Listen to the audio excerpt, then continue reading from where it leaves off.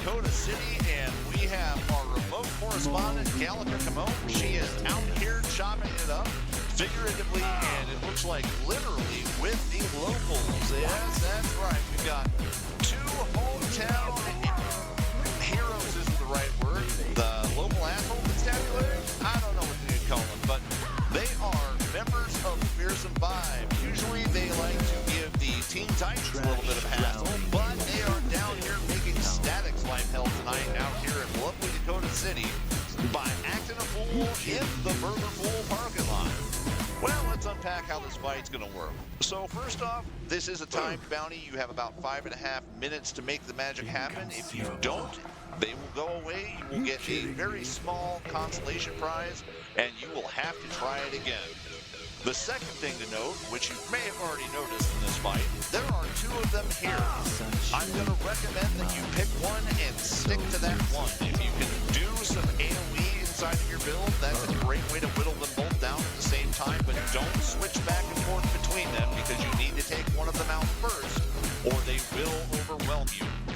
Now, I picked Psimon, and the reason why I picked Psimon is a little counterintuitive. Mammoth is definitely more dangerous than Psimon is, but Psimon is where all of the tricky shit happens, and we're going to unpack that right now. As you can see, Psimon is using that mental wave attack. He does have a few other mental inspired ability attacks. He also uses a very, very basic, very utilitarian rogue style, just like Mammoth. We'll come to Mammoth here in a moment, but Psimon also has a couple of stuns, and Psimon can also summon controlled metas, which come into the area and they fuck everything up. Now, they're not very tough individually, but the thing that they do add to the entire experience is a tremendous amount of immediate confusion.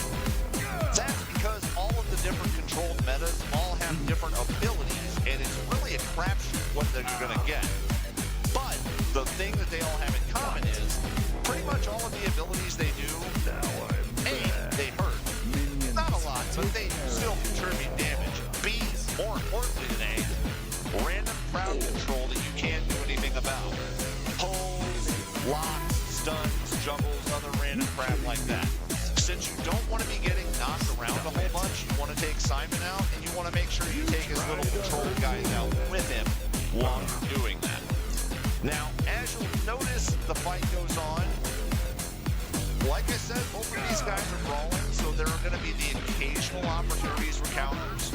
I don't advise that you make that your only purpose here, because it can get easy to be lost in the sauce when you're focusing on that counter game, but it is a good way to make the magic happen if you see an obvious opening. Always take the low-hanging fruit. It's there, it's delicious. Inconceivable.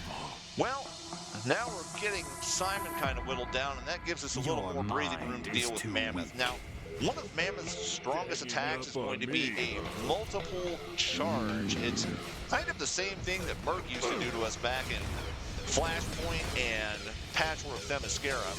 And it is a real doozy. It will fuck you right up.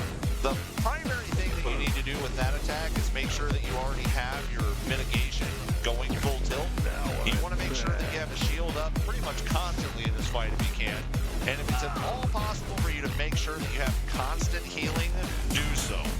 Mammoth does have a couple of other attacks, like that jump there. It's a local AoE. Then he has his Meteor Smash, which is a bigger jump, which is a non-local AoE.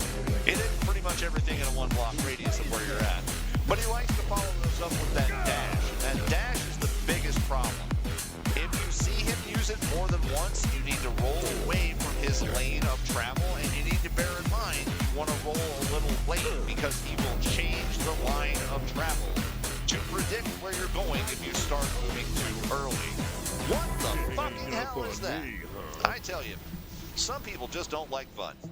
Anyway, if you can manage to make all that happen, a couple of different things. First off, lovely, lovely source marks.